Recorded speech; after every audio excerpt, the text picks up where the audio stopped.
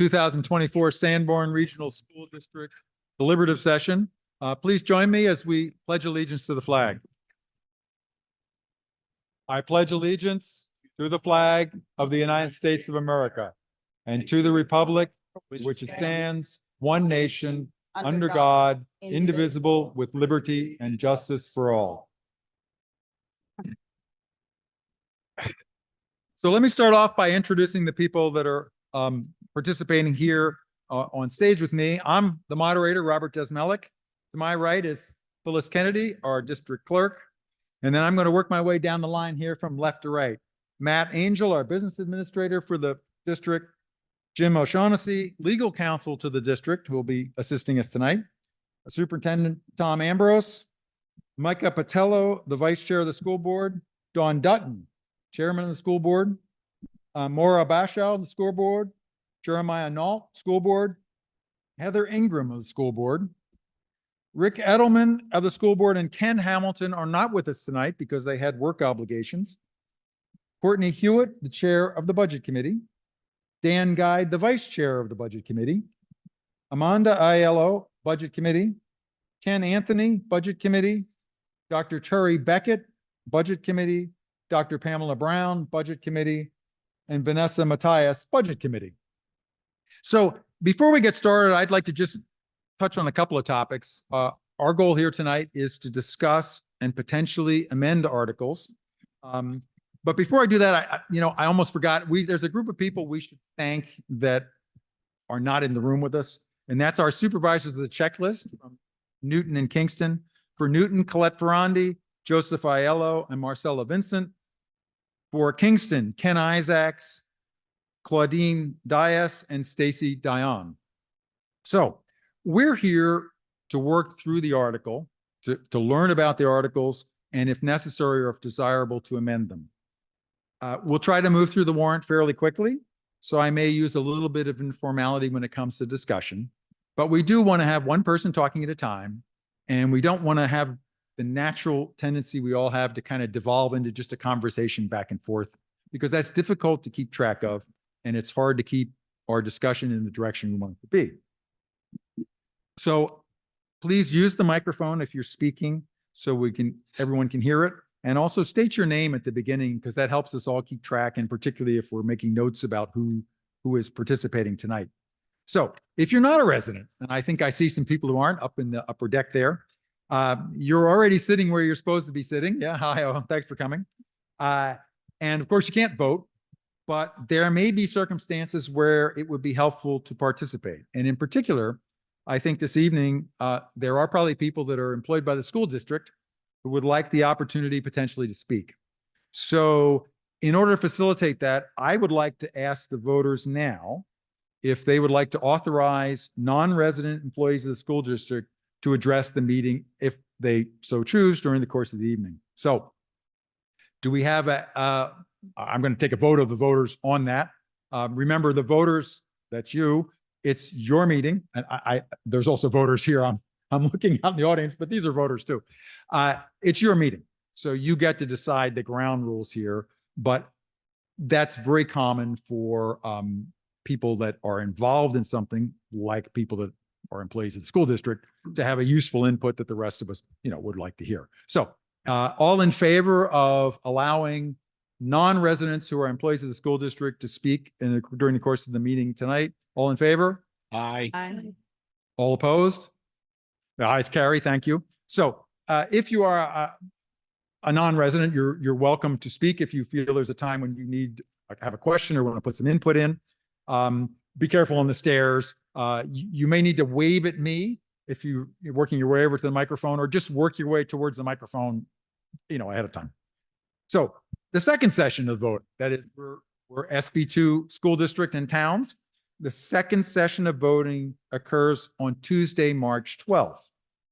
Kingston voters will be voting at the Swayze Gymnasium, which is on the grounds of the old seminary at 180 Main Street, across from the Bakey School. Newton voters will be voting at the Newton Fire Station, which is part of the safety complex at 8D Merrimack Road in Newton. And I'm going to add one final request of mine, and that is that hopefully this year the weather will cooperate. Because I think all of us, if we think back over the last few town and school elections, we've had some charming weather. So anyway, let's hope the weather cooperates with us, and let's move on to the warrant. They're picketing. So this is the Sanborn Regional School District 2024 School District warrant. To the inhabitants of the Sanborn Regional School District in the towns of Kingston and Newton, qualified to vote in district affairs. The first session, you are hereby notified to meet at the Sanborn Regional School Auditorium at 17 Danville Road in Kingston, New Hampshire, on Wednesday, the 7th day of February, 2024 at 7 p.m. But of course, we all know that since we're here. This session shall consist of explanation, discussion, and debate of each of the following warrant articles, except for Article 1. Warrant articles may be amended subject to the following limitations. A, warrant articles whose wording is prescribed by law shall not be amended. And B, warrant articles that are amended shall be placed on the official ballot for a final vote on the main motion as amended. And C, no warrant article shall be amended to eliminate the subject matter of the article. As I noted a moment ago, second session voting occurs by official ballot to be held in conjunction with town meeting voting in each town on Tuesday, the 12th day of March, 2024. Kingston voting will be conducted at the Swayze Gymnasium Seminary Campus located at 180 Main Street. Polls will open at 8 a.m. and remain open until 8 p.m. For Newton, voting will be conducted at the Newton Safety Complex at 8 Merrimack Road. The polls will open at 8 a.m. and will remain open at 8 p.m. Article 1 of the warrant, which I'll just mention, is the election of the following school district officers. One member from Kingston for 3 years, one from Newton for 3 years, and one from Newton from 1 year. Moderator, one elected for 1 year. Budget committee, one member from Kingston for 3 years, and one member from Newton for 3 years. Article 2 is general acceptance of reports. Shall the reports of school district agents, auditors, committees, or officers chosen be accepted and placed on file? We don't have any room to amend that based on state law, to my understanding. Do we have any questions or comments regarding that? Seeing there are none, Article 2 will go on the ballot as presented. I'm going to hand over the presentation and discussion of Article 3, the operating budget. Mr. Angel here, I think, is going to lead us off, and by pointing to the right person on the board, who's going to take it. And he's got a slide, I believe, to that topic. Do you have a slide to start off with that has the article? No. You want me to read the article? We have to do the article first. You've got the article. Thank you. All right. Article 3, operating budget. Shall the Sanborn School District raise and appropriate as an operating budget, not including appropriations by special warrant articles and other appropriations voted separately, the amount set forth on the budget posted with the warrant or as amended by vote at the first session, for the purposes set forth therein totaling $39,444,569.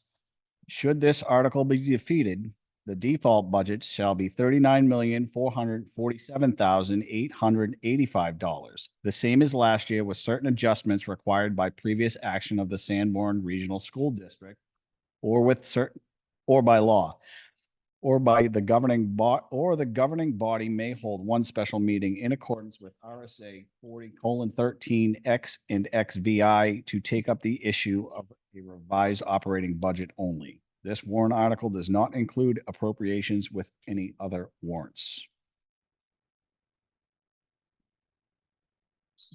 All right, we're gonna back it up. All right. Thank you everyone for being here. I'm gonna go through a couple slides on how we got to the budget.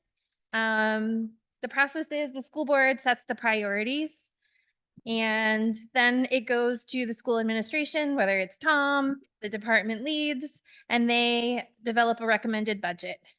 Tom put together a presentation that presented to the school board and the budget committee the proposed budget. We were able to ask questions, and this year we actually were able to sit down with the principals and vice principals of the schools and the department leads to talk about their needs and how they develop their budget. And then we submit our questions, we get answers, and then we deliberate and vote on the proposed budget. Things that we consider when we're reviewing the budget. The impact to our ability to provide quality education, our ability to maintain the facilities, the impact to the taxpayers, and other nuances such as the upcoming contract negotiations. After we have that deliberation, we propose the budget. And next slide. The scope of the budget. I added this slide in because there is a lot that this budget covers. We're supporting the education pre-K through 12, classroom supplies, books, technology, bus transportation, the compensation for all of the employees, not just the teachers, and funds to support the continued use or maintenance of all of our buildings, which is Bakey, the middle school, high school, Chase Field, the Swayze Gym, the Church Street building, the old middle school building, and all the technology and infrastructure needed to support that.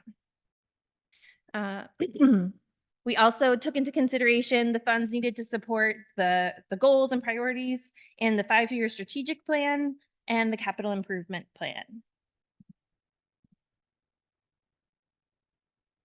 And as a quick overview, the 5-year strategic plan was put in place over the past couple of years with 5 major targets. And here they are. So providing a safe work environment, fostering community relationships. So with all of you, maintaining our infrastructure, working on building our dedicated workforce and retaining our professionals. And the key why we're all here is for our students and making sure getting them through the graduation or meeting the graduation success profile. And that's what we thought about when we reviewed the budget. I think the next one, Dan already read. I'm gonna let him take it over from there. This next slide, there we go, is the comparison of current, proposed, and default budgets. And I'm not going to go through all of it, but it just goes to show how hard we worked with the administration, the school board, and the budget committee to keep the increase so low that it was just, we didn't add anything to the budget this year to try to keep the increases low that were statutorily mandated. 1.84 is the difference between the proposed and the current budget, and 1.85% is the difference between the default budget and the current budget. The proposed is $3,316 less than the default.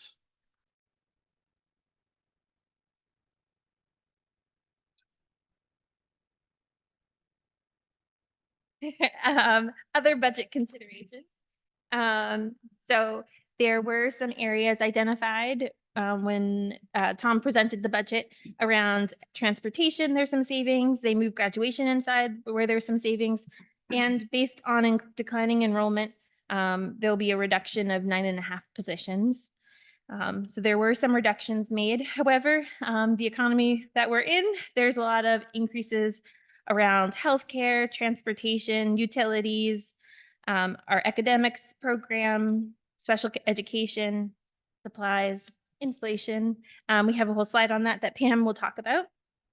And so that's some of the things that were added and some things that were removed from the budget. And the next slide talks about our revenues. I'm not going to go line by line through this, but this is a source of income where we bring money into the school district through tuition, food sales, some special education. Our total estimated revenues are $7,422,462. And then on that left side of the chart, it does the breakdown of how the local revenues impact or in relation to the tax revenue and any aid that we're going to get from the state. And I'm going to bump this one over to Matt because he is much better at explaining it. All right, I've been asked to do the estimated tax rate. For Newton, the estimated tax rate is $20.58 per thousand. That would equal to a $215 increase for a home assessed at $500,000. And Kingston, the tax rate's $11.39 per thousand for a reduction of $80 per home assessed at 500,000.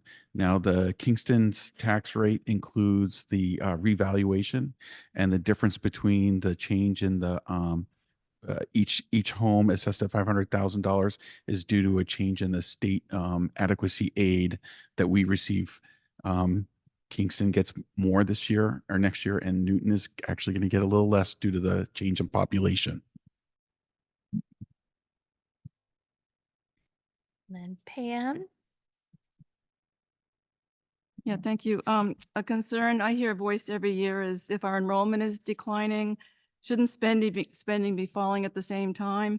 And the slide shows part of the reason that that may not always happen. Inflation's been increasing. On this table at the bottom, you can see cumulative over 5 years. Enrollment change has been minus 15.46%. However, inflation has been going up over 5 years by the amount of 21.08%, which is basically a permanent 20% sales tax increase. It isn't decreasing. It would only decrease if we had deflation. So the net effect has been a cumulative increase on our appropriations of 10.13%. And as you can see, we're not increasing by the same amount of inflation because enrollment's declining. So another problem we also face over time is statewide and nationally, there are labor shortages, and those are continuing, and where there are shortages, prices tend to rise and to attract available supply of needed skills. So those together have continued to increase our budgets annually, but we are controlling it below the inflation rate, and the reduction in enrollment is part of that factor as well.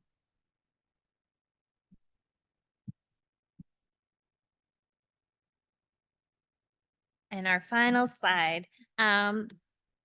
We would like to encourage you all to vote in favor of a proposed operating budget. We believe it is an efficient use of the funds to meet the needs of all the students while taking into account all of the impacts of inflation, special increases in special education costs, health insurance, transportation, supports the initiatives throughout the district for the implementation of new programs and improving staff salaries and retention, and accounts for that estimated 55 student enrollment decline. And it was recommended by the Budget Committee, 5 in favor, 2 against, school board, 6 in favor. Thank you. And Good. Heather, Ready? right? Yes. Okay, so thank you for an informative presentation. So now we'll open Article 3 for discussion. Do we have comments, questions, discussion regarding this article? What? We might have a little bit more. Okay, hang on one second. I think Yeah, Okay. we have, I think, a couple more slides. Okay, go Okay. ahead. No problem. So, hello, we are going to go into the calculation of the default budget per New Hampshire RSA 40:13, Roman numeral 9B. The default budget is calculated as follows: plus the same appropriations as contained in the operating budget authorized for the previous year, plus or minus reduced, increased by debt service contracts and other obligations previously incurred or mandated by law, reduced by one-time expenditures, reduced by salaries and benefits of positions that have been eliminated in the proposed operating budget. Continued, the plus same operations as the contained in the operating budget authorized for the previous year.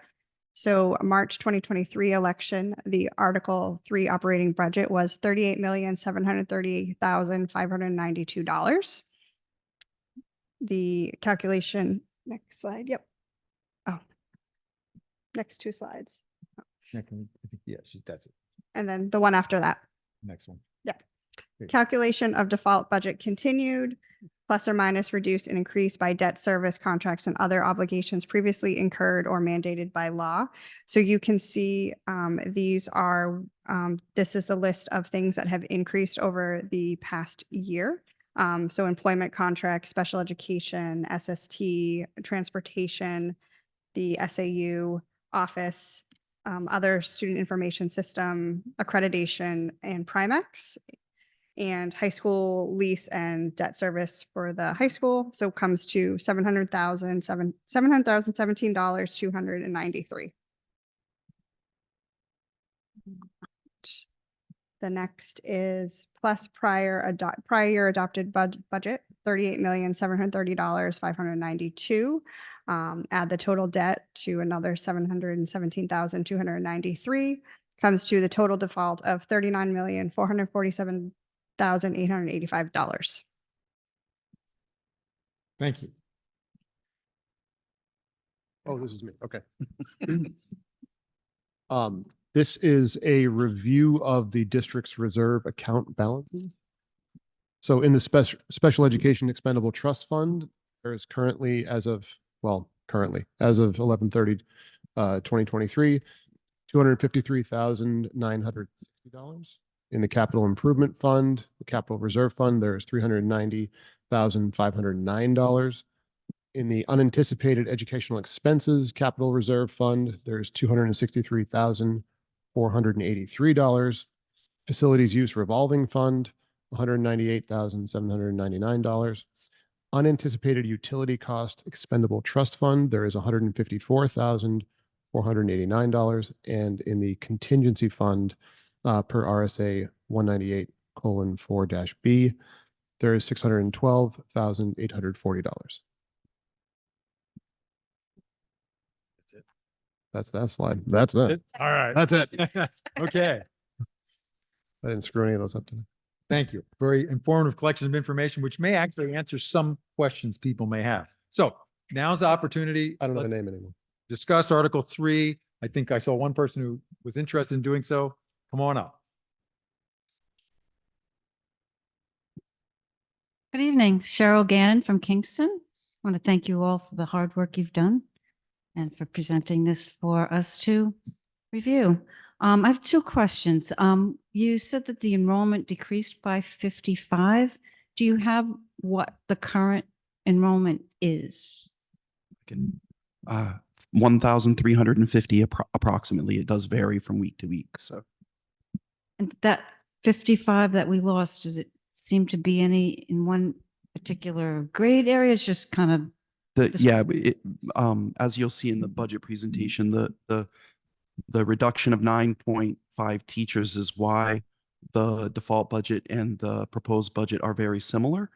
And the 9.5 teaching positions comes out of the 6 through 12 range. So most of our reductions are in the 6 through 12, but primarily there's a small group of students in the 8th grade, approximately 70 students that will move up to the high school. So the high school's enrollment will drop below 500 total. Thank you.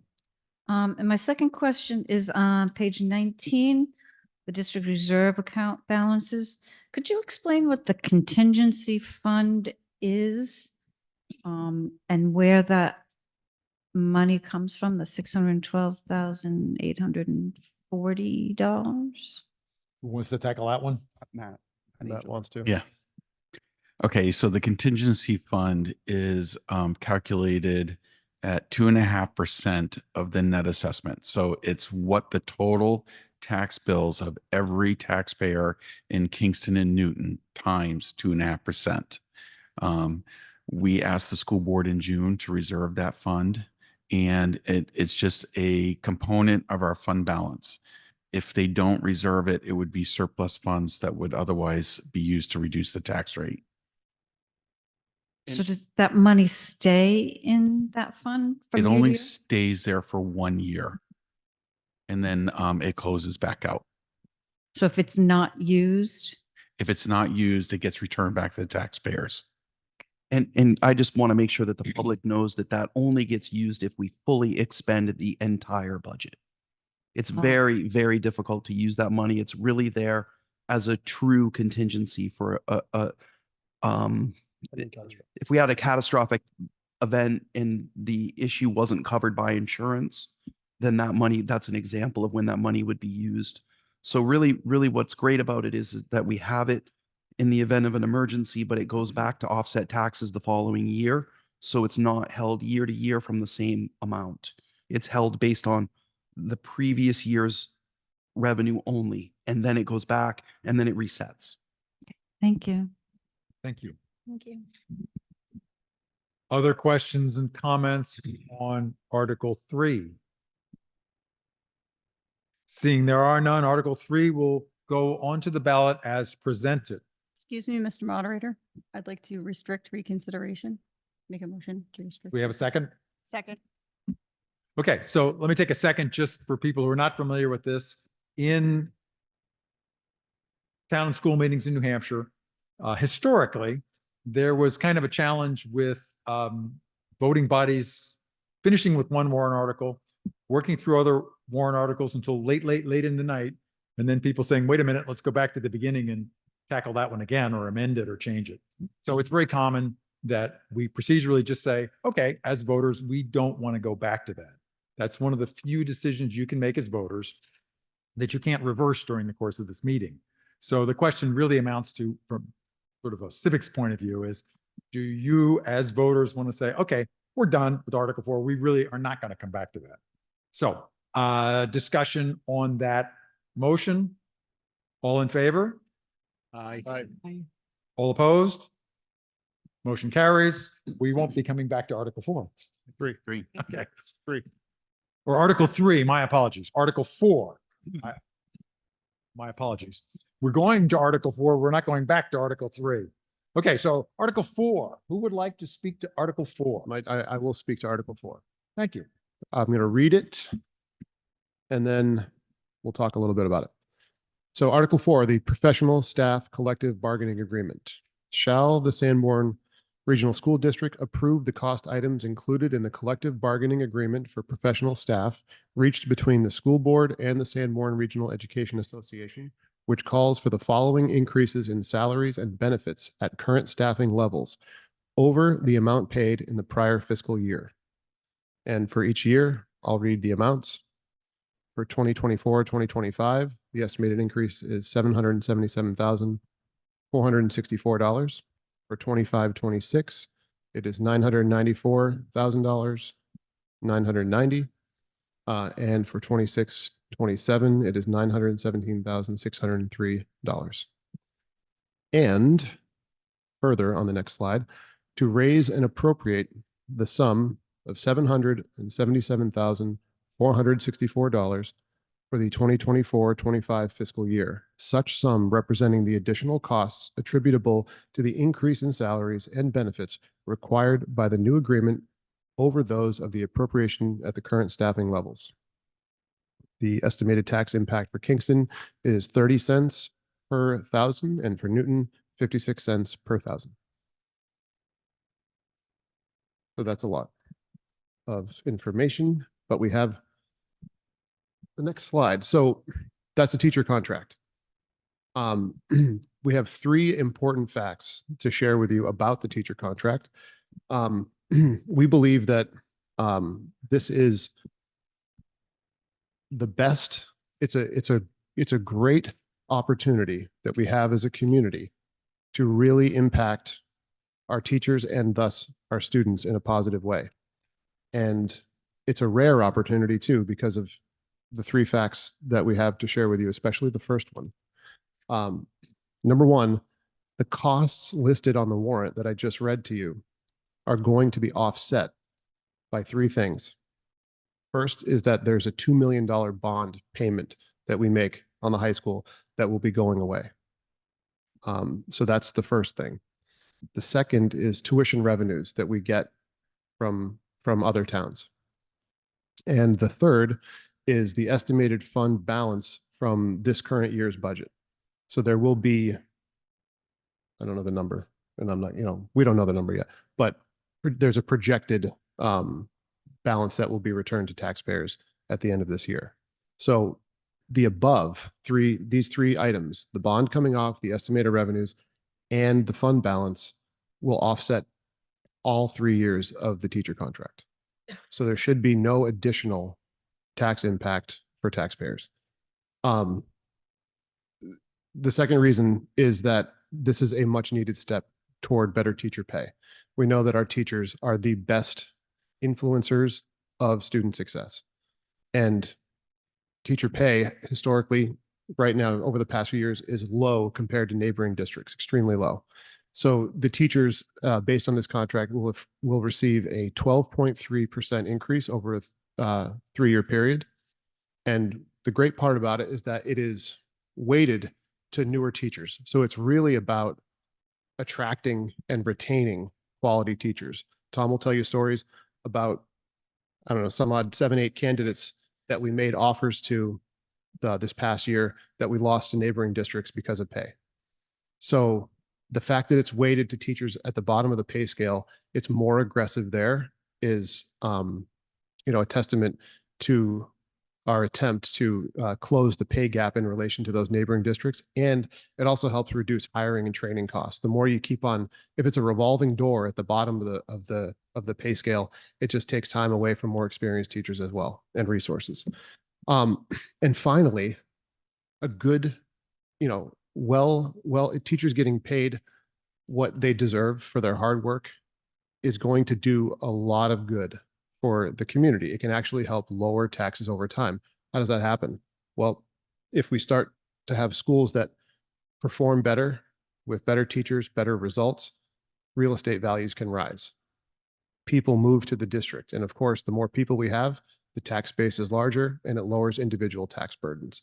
So there's a long play here too that can really have an effect over time on the communities, which is why, we really want you to be informed about these 3 things. Thank you. Thank you. Any other materials you'd like to present regarding this article? All right, so let's open it up for discussion. On Article 4, questions, comments? Yes, please.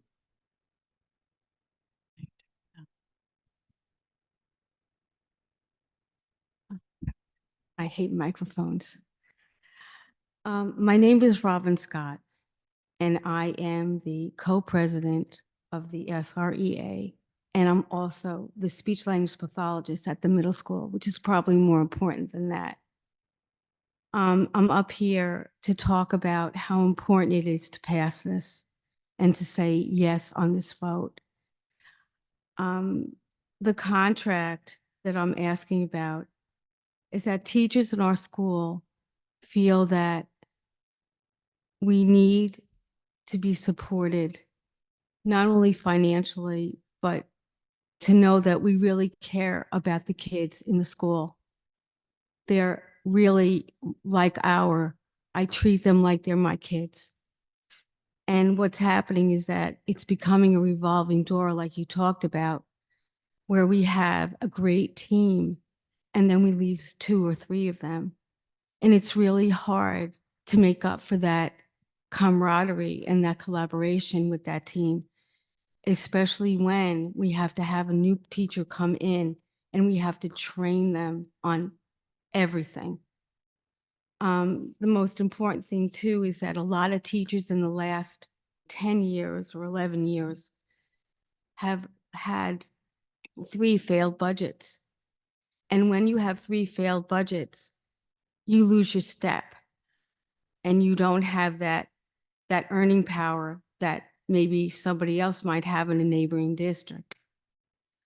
Also, what's more important is that teachers in higher districts in our neighboring districts, like SAU 16, who is my district, we can barely compete. So all the good recruited attraction people are going there. And so we're not getting any young kids who should come in and be the future and teach our kids. And I really do believe that the reason why the kids suffer so much, and I know Tom and I have talked about this, is because we don't have continuity and consistency, because we can't get teachers to stay, and we can't get the rigor that we need to get these kids where they need to be. So a lot of what you said was really good. It helps, real estate, but it's really about climate and culture and making sure that people want to come to this school district. They want to be part of the academic community and they don't want to leave it. I have to tell you, I was here 15 years ago. I had to leave because my kids were young. I came back. That says a lot. I came back because this community is worth it. So I'm asking everybody to think about how important it is to get people to attract and retain and recruit people who want to work here. Because, like I said, there are teachers in the schools that really care about these kids. And we want to produce kids that will be contributors to society, to the community, and also, you know, their potential, no matter what level they're at. You want these kids to have a name when they leave here and to be proud of the school that they come from. And to me, that's more important than anything else. So yeah, the money's good, but it's also about climate and culture and wanting to be here. We can't take care of our families without this increase. We just can't. And I really don't want to leave here. I want to stay here because I really like the people. So I'm asking everybody to think about it. And I do want to thank Tom. I want to thank the school board. I want to thank the budget committee and everybody else that was involved in it, because this is really hard stuff to do. It's hard to balance a budget, especially in the situation that we're in here in the country. But I just want you to know that I really do care about my job. I care about the kids, and I do want to make a difference. So thank you so much. Thank you very much. Other comments, questions regarding the article? Yes. Good evening. My name is Mary Sierra. I'm from Kingston. In number one, the first bullet, it says no cost to taxpayers. And I know that on the article itself, it lists a tax impact of 30 cents per thousand in Kingston and 56 cents per thousand in Newton. And there are some bullet points there talking about things that will eventually defer or offset these costs. Could somebody please elaborate when these, you know, the $2 million bond is coming off the high school, the estimated revenues, you're talking about retaining the fund balance that would normally go back to offset the tax rate. It's great if it offsets it and makes no tax impact in all 3 years, but could somebody lay it out piecemeal for anybody who might be watching at home or who's going to watch the video back later, and for anyone who's in the audience to fully understand the mechanics of the math? Sure. I'll try and probably get corrected by Mr. Angel. There are three main things that offset the teacher's contract. The first is that we'll be receiving additional revenue from students who tuition into the district. The second is that we've worked incredibly hard this year we have had the tightest budgeting year that we've ever had. So we're expecting a little more surplus than usual at the end of the year that gets returned to the taxpayers, which would then offset the cost. That's immediate. So that's year one. Year two, the bill for the high school, the final payment is going to be made in year two. So year one of the teacher's contract is covered by revenues and or money that we will be returning back to the taxpayers at the close of the school year.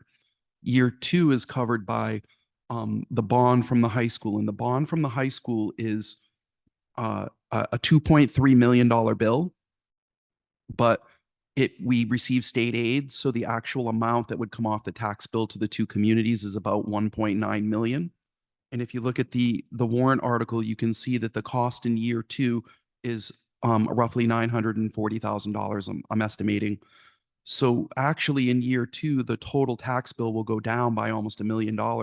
And then in year three, that amount, the 3-year average will come out to be actually a decrease in the taxes for our community because of the close of the bond, the additional revenues, and the money that we've saved this year by being very conservative. Mr. Angel, did I handle that adequately? Yeah. Oh, guess not. Yeah, he did. I just want to explain that when I calculated the tax impact for the warrant article, I have to just put in the amount of the cost of the teacher's raise and nothing else. So there's no revenues or anything that Tom had spoken about in that calculation. Thank you, Matt. That's an important point because this is the problem with this situation. We've worked very hard to keep the total budget increase between the teacher's contract and the operating budget below 4%.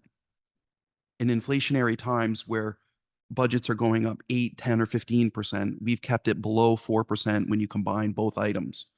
The problem is that the revenues and the bond coming off in the high school cannot be placed on the warrant article. So we are very concerned that voters are going to show up at the polls and vote.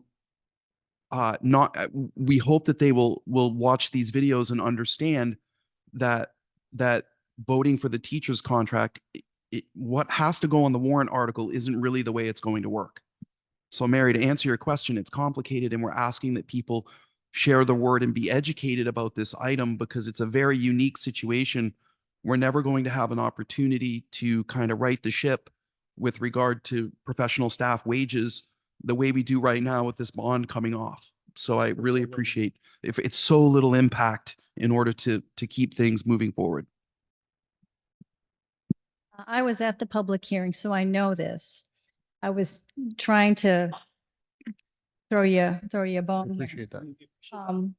The other thing I'd like to ask you to elaborate on, please, is you talk about the estimated revenues, and I don't know if you're going to talk about it later in the broadcast, in the production, but I think it's important for people to understand the implications of Fremont leaving the district and how that's actually going to benefit SAU 17 from a financial perspective initially in the first 2 years.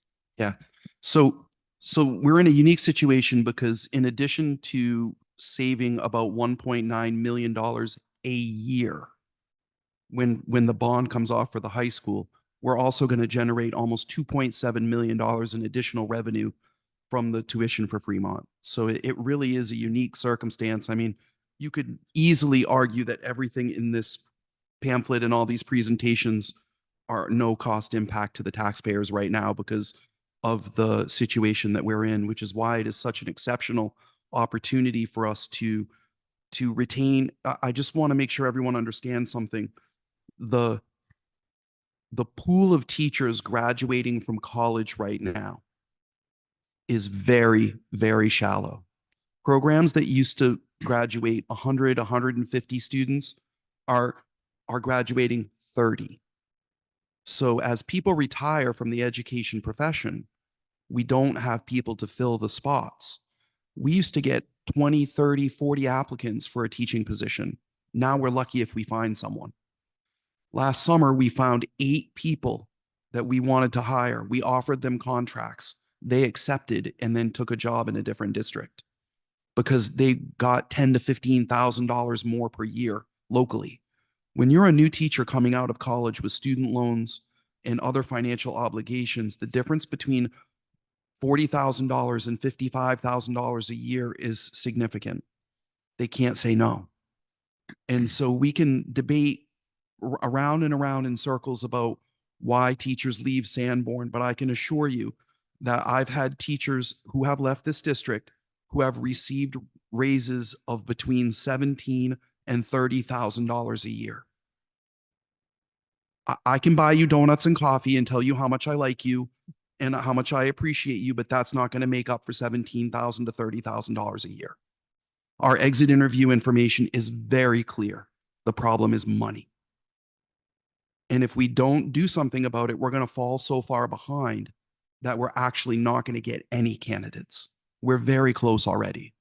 I started school this year with 3 openings, 3 empty positions, not intervention positions, not special ed positions, classrooms, teachers. You can't have a 5th grade class without a teacher. So this is not, this is a moral imperative that this collective bargaining agreement, that people get educated about it and take it seriously. We need your help. And I appreciate, Mary, you asking to bring light to the subject. Thank you. Thank you. Yes. Sorry. Hi, Liz Beebe from Kingston. I think Mary, to build off of that, her point, how do we educate the public? Because we have barely 20 people here. We're preaching to the choir. We are all educated here in what needs to happen. We have a huge elderly community and thousands of voters not here. Is there any plan to market or put this out? We have no Carriage Town News anymore. I know we have websites and things on Facebook, which is great, but I'm just hoping that the word can get out. We can all do our part, but we can't reach everybody. We we did get a letter to this effect into the last edition of the Carriage Town News, which is good. But to answer your question, yes, we have, especially on our public relations subcommittee, we've been very active, and we have all kinds of fun and exciting plans to communicate all this to as many people as we can, as quickly as we can. Thank you.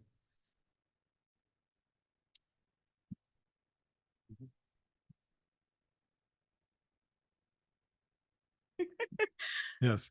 Vanessa Matias from Kingston. So I'm obviously not saying this to you guys because you know a lot of this information, it's more for the public, but I want to thank everybody for all the hard work that you guys put into this. Being a member of the budget committee, it is one thing. Staff was always something I was very passionate about. I always challenged Tom. I'm sure he didn't appreciate it at times, but staffing was always something that I always wanted to dive into a little bit. So it's always been a major concern of mine. From a parent standpoint, I've had one child who's graduated from the district, 2 more within the district. It's disheartening to see that staff can't be retained. You know, I've told this story before, but you know, my senior walkthrough, they do that walkthrough day, and there was one teacher that he knew through the walkthrough day. And my youngest is in 6th grade, and I don't think any of his teachers are still within our district. So when that teacher said consistency and getting to know the students, like, it's real, we're losing teachers. So it's important, you know, that we pass something and get them fair wage, retain our staff, appreciate them. Every year I look at that booklet at salaries, and it's not, you know, to be nosy, it's to do a comparison. Somebody like me that has such an insignificant impact in people's lives can make so much more than a teacher who has such a tremendous impact on so many people's lives. It just seems backwards. So again, as a member of the budget committee, a parent, and a community member, I hope that everybody really passes this. It needs to go through. Thank you. Yes. Cheryl Gannon from Kingston. I am a special ed teacher, not in this district, but I am retiring. And I am not seeing a lot of new people come into the profession. It's very sad because teachers are asked to do so much. And every year we get more and more put on our plate to do. It's a difficult job. I don't know any teacher that goes home and doesn't do additional work or work on the weekends or reach out to students to be a helping hand. Our teachers are what make our students have a passion for learning and for becoming good citizens.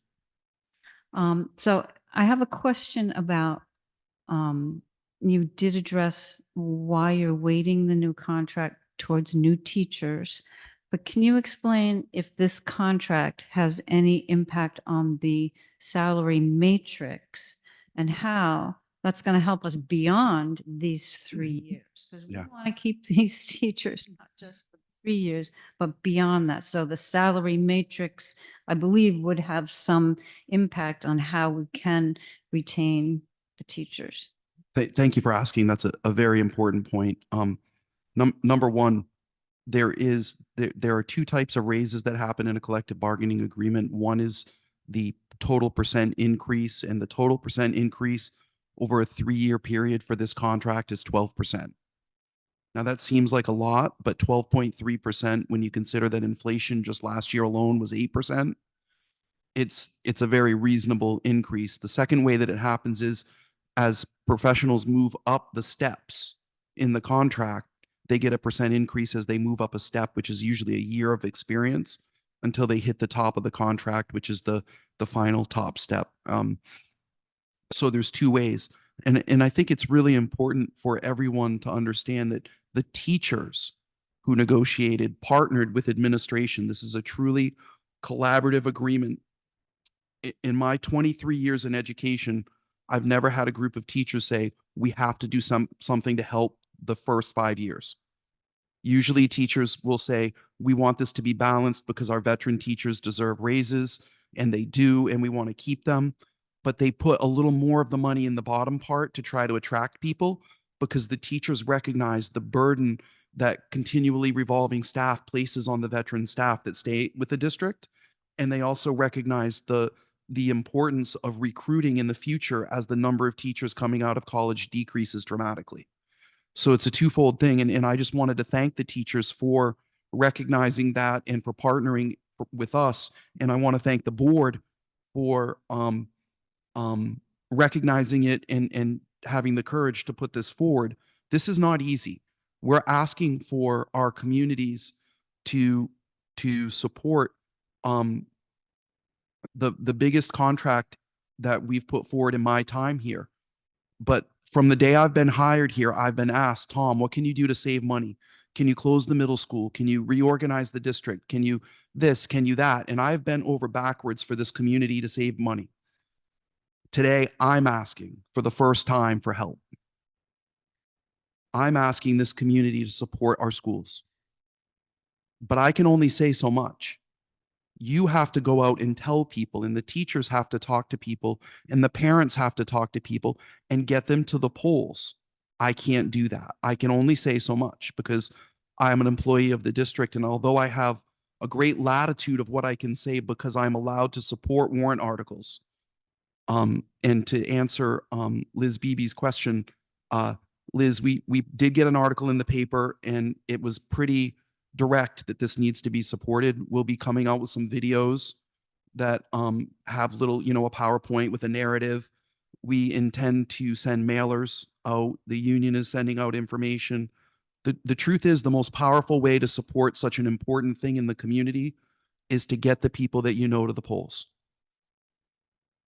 I can't do that. I can only tell you what the problems are that the district faces and what was negotiated between two very typically the two groups are kind of contentious or at odds, right? But this time it was a really united front. And I know Jeremiah sat through a lot of meetings, and Micah and Dawn, because we all care and it's about the kids. And so when Robin says it's about the kids, she's not kidding. It is about the kids. And I am incredibly concerned about the revolving door in this district with teachers. Whether I'm your superintendent or not, if this doesn't get better as a community, this is a community decision to make this better. And if it doesn't get better, your property values are going to drop. That's the truth. I've seen it in other communities. Yes, sir. Jason Fellows from Kingston. I just got a quick question on this slide right here. So you're showing no cost to taxpayers. What it's really costing us is the savings we would have had. You're just moving it. And as I understand it, unless I'm foolish, which I am sometimes, estimated revenues, that's every year. Every year you have estimated revenues. So all you're doing is sliding that, reallocating that to here to cover that. So we have to, taxes are making that revenue up where it was covering before. Couple of things on that. The estimated revenues are going to be increased based on previous years. So it's not the same revenues that we typically get. They're going to be drastically increased based on the aforementioned situation with Fremont. So that's the first thing. The second thing is the bond coming off is a real decrease, right?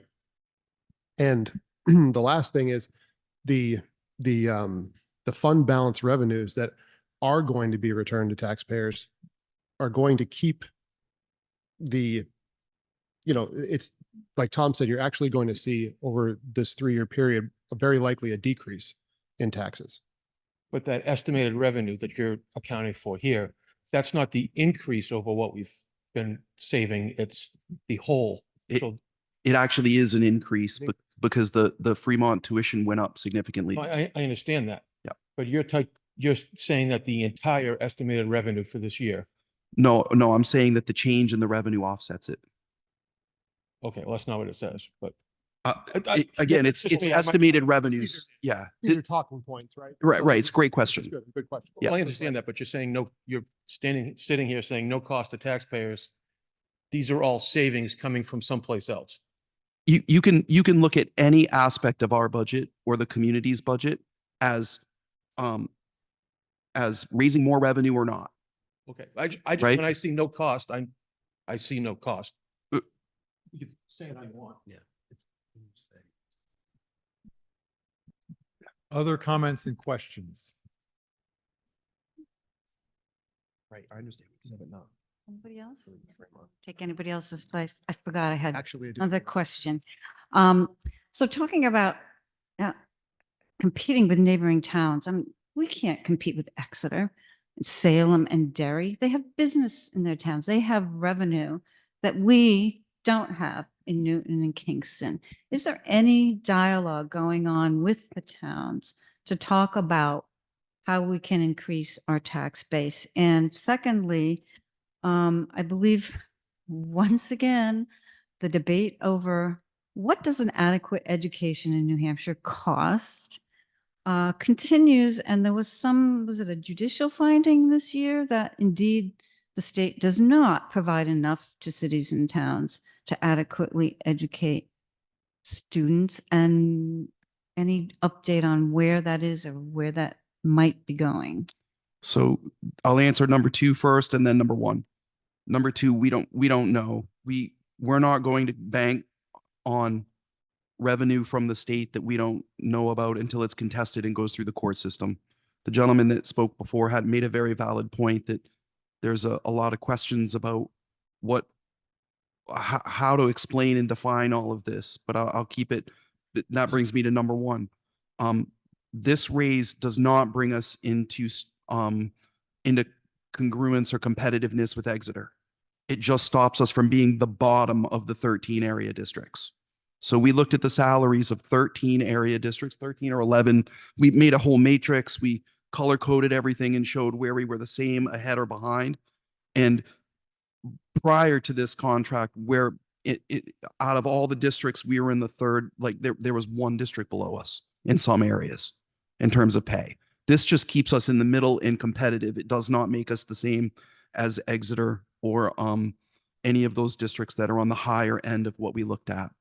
And we did look at area districts, not districts by size, because we're not competing based on size.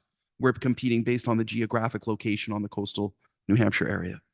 So Portsmouth, Exeter, Oyster River, Bedford, Raymond, we put Timberlane, Epping. We took all the local, yeah, I did say Bedford. So I think it's really important to recognize that the issue in part 1, Cheryl, that you brought up with the local tax revenue, that is up to the local municipalities to figure out how to manage their businesses. We can't control that as schools. We can only, we only can manage the budget that we're in charge of. So I don't know what's going on in Newton or Kingston in detail. That would be a good question for the select people. Any other comments, questions? Yes. Mary Sear from Kingston. I'd just like to make one final comment and ask one more question, please. Where are all you people at Kingston's deliberative on Saturday? My goodness. I'm concerned because the town of Kingston's budget is up by 20% this year, 20%. And it is due largely to salary increases and all the payroll taxes and insurances that go along with it. And we went into that deliberative, and a lot of people are not happy about the direction that that's going. But we went into that deliberative, and people were more concerned about adding $6,500 to the operating budget than they were the fact that it was up by 20%. So I'm conflicted about what the tenor of the voters in Kingston are thinking. Because if everything in Kingston passes, the tax impact is going to be $1 per 1,000 in assessed value. And our assessments just went up. I think I'm assessed at like $885,000. I'm nowhere near the water. It's just ridiculous. So if everything in Kingston passes, my taxes are going up by $885.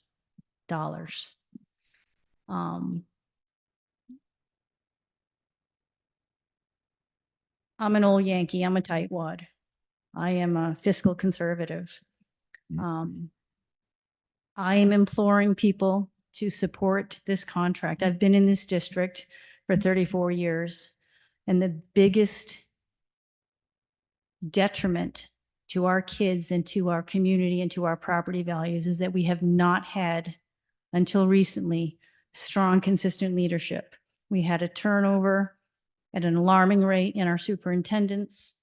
We pulled them out of retirement to get somebody in the seat. We had high turnover in the administrative roles in all of the schools. And it was to the point where I pulled my kids in when it came time for high school and sent them to private high school. I am imploring people to please, we have to do this as a district. We have to pay our teachers what they're worth. We have to give the kids a chance to improve their knowledge base and to be successful in whatever they choose to do in life. So people are going to raise eyebrows because I make a lot of noise about taxes and a lot of noise about how much we spend. We've got a bevy of kids. We've got 4 of them and they're all out of the house and we're retired. And we're on a very limited income because we're not old enough to be retired. It's not a bad position to be in. But everybody has choices and you need to look at the big picture. You need to look at how this is going to impact our community. You know, the teacher that spoke previously spoke about just the moral fabric of the team and the sense of community and bettering our assess, the value of our homes and attracting businesses. And it all comes full circle. It all comes full circle. And I am just worried, we're at a point where, we've done all that we can physically at this point to restructure the district, to consolidate, to make things more effective and efficient. And if we can't get teachers to come to the schools, even though we've got reduced enrollments, I don't know what's going to happen. I really do worry about our way of life here in this beautiful little community. So I just implore people to please consider supporting this contract if you support nothing else. So that's my comment. My question is, on Article 3, the operating budget, it appears that the endorsement of the school board and the budget committee is noted as fully in support by the school board and a vote of 5-2 by the budget committee. It is not noted on this particular Article 4 for this purpose this evening. Is that, or maybe I didn't see it. Is that going to be printed on the ballot? And if so, what is that going to be? It's on the actual warrant. It's I think what? it's on the warrant. I'll tell you in a second. The budget committee and school board votes will be on the ballot. I think the slide that was. No, she's actually doesn't saying- have them. Okay, I don't see it in my hand. I'm just wondering, Right. What's going to appear? And are you concerned about, again, the implications for the people that just go in and look at the bottom line? Mm. For, the endorsement of the legislative body. Well, that's the old one. It's in the warrant. It's just, I think Yeah, the we just slide, wanna say people, what it is. got the slide deck. when Yeah, they it's come not in. in The this slide deck doesn't have them. It's So- the slide deck. That's a good point. It is on the warrant. I'm going to just read it so everybody knows what it is. So for Article 4, it was Here's, recommended by the budget committee, in favor 7, opposed 0, and 1 individual abstained. What? This is Article 4, the professional staff collective bargaining agreement. So again, Mary, it's on page 51. right, In In the book. in the book, correct. And then in terms of the recommendation of the school board, it's recommended by the Sanborn Regional School Board, in favor 6 and opposed 0. And then it has the estimated tax impacts, which we've discussed earlier, are required by law to not reflect any offsetting income or other factors. They're literally the amount, that is the amount that's being raised and appropriated, scaled by the tax base. There was you don't, when you put those by law, you're required to calculate the tax impact in this particular form. Just, and that's how it is. And sometimes it's not exactly reflective of the situation, as if you looked at all the cash flows in the district. And Bob, can I just one more thing on that? To the gentleman's point before about whether there's truly no cost, I can really, obviously I appreciate and understand that perspective, and that, yeah, I mean, your taxes, there would be all, these extra revenues and the bond coming off the high school, you'd feel the benefit of that more if this contract didn't pass, right? But the question is, I mean, that's obvious, right? We're always going to be doing something. The real key here, though, is that from a community, a health of our community perspective, it's a very rare opportunity to do something this aggressive without feeling it that much, right? So that's really what we're saying. We're saying that this is like lightning in a bottle, and taking advantage of it would be, we're not going to really, in the foreseeable future, I don't think, have an opportunity like this to make such strides toward equity and competitive pay for our teachers, and thus supporting our students. Thank you. Any other questions or comments on the article? Seeing there are none, it will go on the ballot as presented. Mr. Moderator, I'd like to make a motion to restrict reconsidering. We have a second? Second. Again, all in favor? Aye. Aye. All opposed? The ayes carry. So we will not revisit Article 4. Who would like to speak to Article 5? I will speak to Article Thank- 5. Thank you. So before I speak, I just want to say thank you to everybody here in the audience. It's now past 8 o'clock on a Wednesday night. And whether it's the public, whether it's the administration, the staff up there, whether it's our law enforcement officers, I want to thank you for being here. It shows your level of commitment and care for what we're doing. So thank you. So Article number 5 reads, special meeting, professional staff collective bargaining agreement. Shall the Sanborn Regional School District, if Article 4 is defeated, authorize the governing body to call one special meeting at its option to address Article 4 cost items only? Any comments on that? Or explanatory material you want to present? I can do that. That's a really fancy way of saying that if teachers' professional staff contract should fail at the polls, we could go back one more time with a different offer and ask the community to ratify that. And we'd prefer not to, but it's good to have the option should we need it. Thank you. Any comments, discussion regarding Article 5? Seeing none, Article 5 will be placed on the ballot as presented. I doubt we're going to reconsider it, but you're welcome if you want to. Go for it. All right. Go ahead. Make a motion to restrict. All in favor? Aye. Opposed? The ayes carry. So we will not be returning to Article 5. Article 6, who would like to? I'll speak to that as well. Article 6 reads as follows: unanticipated utility cost expendable trust fund. Shall the Sanborn Regional School District vote to raise and appropriate up to $25,000 to be placed in the unanticipated utility cost expendable trust fund previously established? This sum to come from June 30 fund balance available for transfer on July 1 instead of returning the money to the community to offset taxes. No amount to be raised from taxation. Thus, the estimated tax impact for Kingston is 0 and Newton is 0. Thank you. And I'm going to just add, you don't have it on the slide, but just for the purposes, so to make it clear, because it's not on the slide, was recommended by the Budget Committee. In favor 8, opposed 0. Recommended by the Sanborn Regional School Board, in favor 6, opposed 0. comments, discussion on that article? Jeremiah, do you have any additional background you want to prevent our time? I think it's kind of self-explanatory, but just for the public's, we're trying to be very careful fiscally with regard to increasing the budget, but we also recognize that for an organization of our size, heating, oil, and electricity can be very volatile. So the account currently has $154,489 in it.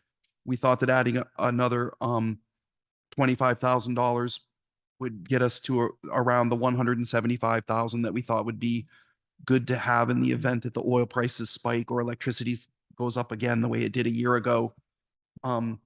So we hope that this is kind of a settling point for this account for the future. And we also wanted to thank the voters for supporting it in the past. It's been reassuring to know that if the oil prices, Matt has done a phenomenal job negotiating great rates for our oil. But we have the money if we needed it. And again, this gets into that question of, it says zero of $1,000, but yes, that would be money that would be returned to taxpayers if it didn't pass. But we're also not appropriating any more money, so we're not asking for any additional funds either.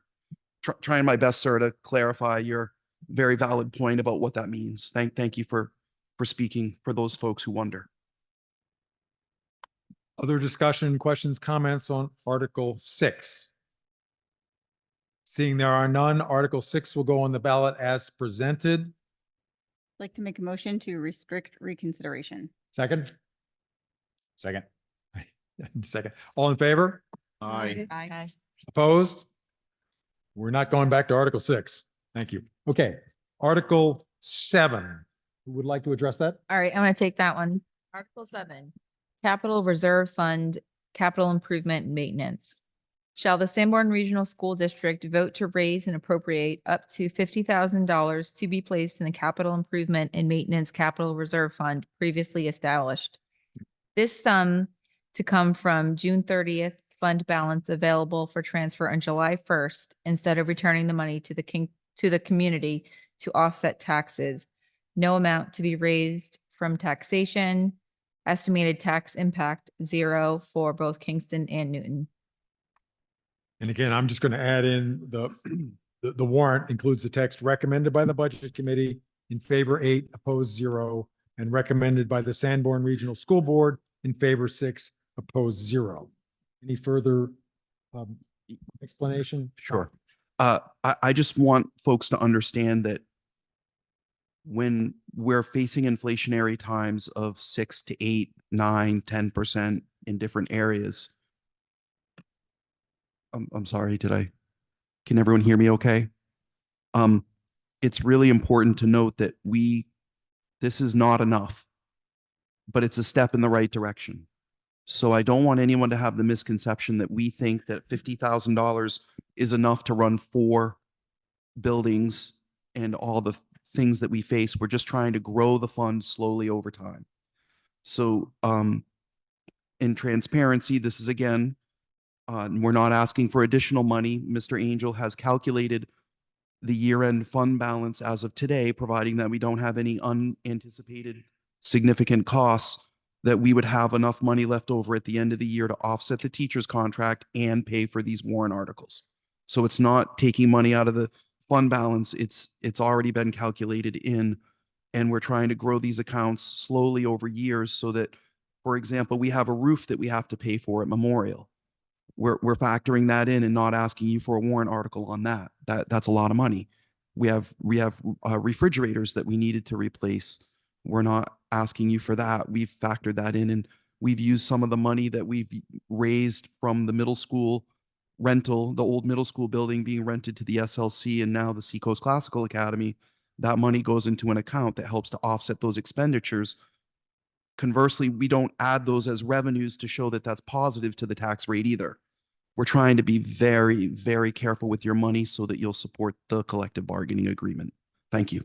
Thank you. I'd like to add one piece to that as well. So sitting on the facility subcommittee, one of our goals, we have culture has been talked about this evening a few times, and part of our culture is our facilities. And it's about what we see when we pull up to the school. It's about what guests see when they pull up to the school. It's about the experience of our teachers and our staff our families that call this home, and that takes money to do it. And as a taxpayer, what I would rather is there be consistency and predictability. So we can return small amounts of money some years and then raise taxes other years, or we can do what we're doing, which is keep things consistent, which is not ask for addition and raises in taxes and then not give back on the years that we have a little bit left over or a little bit that we're going to keep in a reserve. And that makes it predictable for taxpayers, and it allows us to be able to upkeep our facilities in a predictable manner that creates a culture here that's valuable and hopefully returns good teachers and keeps good teachers and students here. Thank you. Yes. Oh, sorry. Go ahead. Cheryl Gannon from Kingston.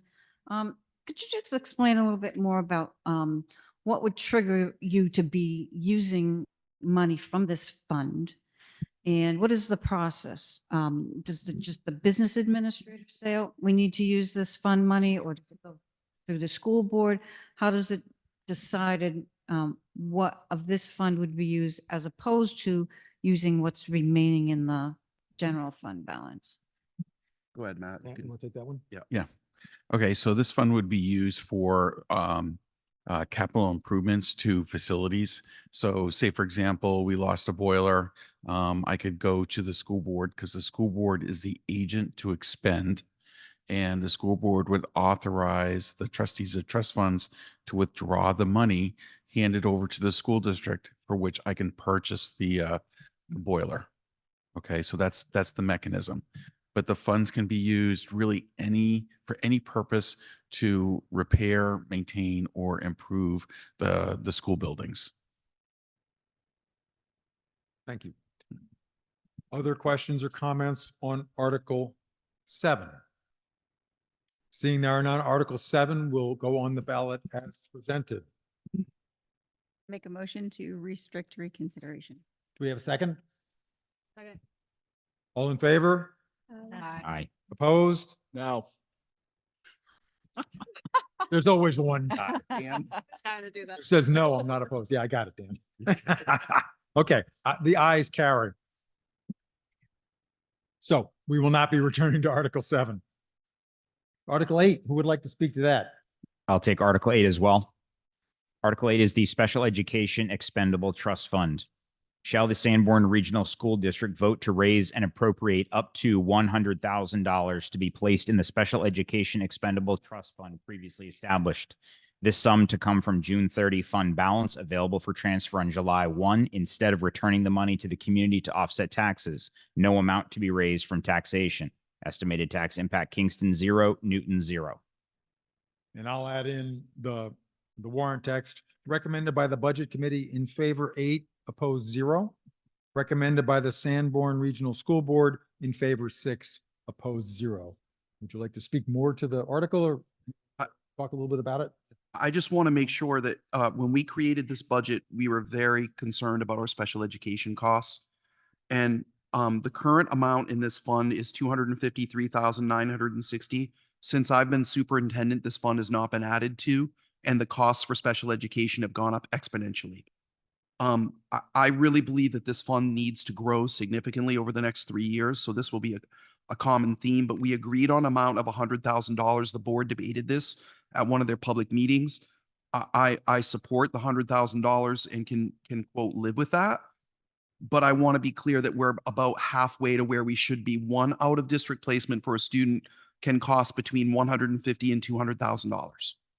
So it is not, and that's just an estimate, and that's probably on the low side, just to be honest. And I want to be completely clear that in my opinion, for an organization of our size with $39 million budget, this should be closer to $750,000 to $1 million in this reserve account, not $253,000. This is where we get into the danger zone of having to tap into other reserves. When these costs happen, a lot of people don't understand. A student could move into the district that is placed out of district, and then we have to pay for it. It's not just kids that we send out of district. A lot of people don't understand that these processes for these IEPs and this type of placement are very complex and often very much out of our control. So this is a very, very conservative ask of $100,000. Again, we did it in light of supporting all goals this year were focused on supporting that professional staff contract. So we kept the amount low to support the contract for this year, and we will work on it more in the future. Thank you. Yes. Yes. Yeah, I just want to reiterate that when we said back on the slide about the teacher contract, that estimated year-end fund balances to be returned to taxpayers would help to support the teacher contract and offset that cost. That was on the assumption that all these other articles were approved by voters and authorized. So that was factored in. It's not like voting in favor of Article 7 or 8 would take away from the funds that we're planning on offsetting the teacher contract. So that's thank you to Matt for factoring all that in and getting us all buttoned up. Thank you. And this was yet again a lively discussion amongst people that care about the students as well as the taxpayers alike.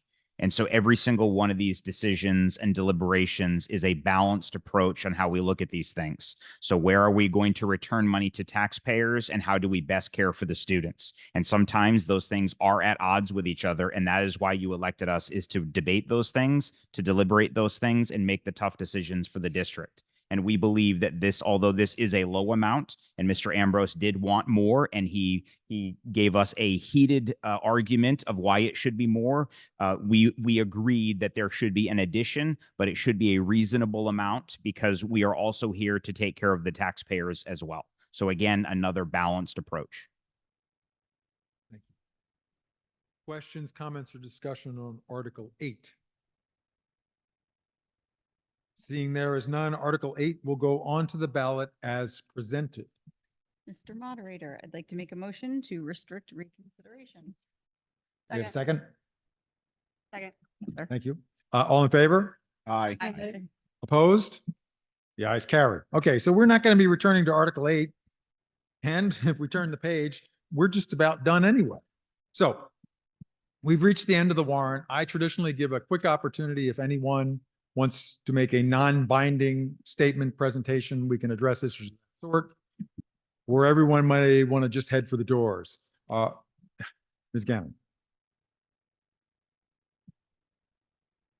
Cheryl Gannon from Kingston. I just want to thank everybody on the school board and the budget committee for all the hard work that you put in for no money. You volunteer, you debate, you deliberate, you compromise. It's a thankless job. I know. I've been there myself.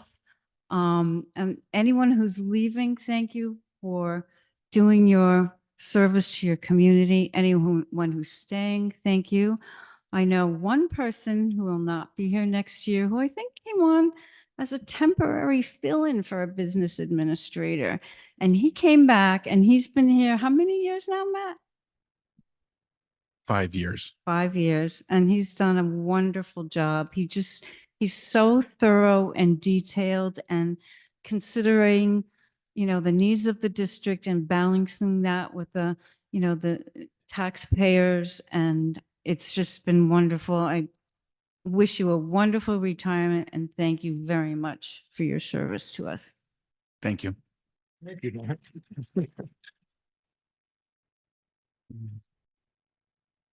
Any other comments, questions, or discussions before we adjourn our meeting until the second session, which will be happening at the polls? Seeing none, thank you very much for coming out this evening, and we'll see you at the polls on March 12th.